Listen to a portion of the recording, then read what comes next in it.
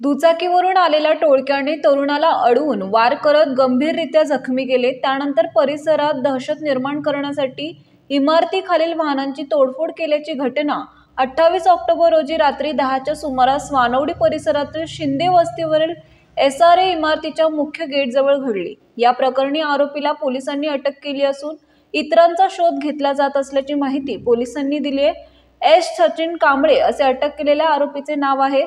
44 वर्षीय तक्रारदाराने वानवडी पोलीस ठाण्यात फिर्याद दिली आहे।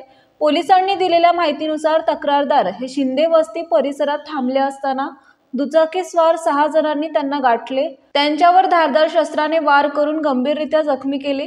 त्यानंतर परिसरातील नागरिकांमध्ये दहशत निर्माण करण्यासाठी इमारतीखालील वाहनांची तोडफोड केली।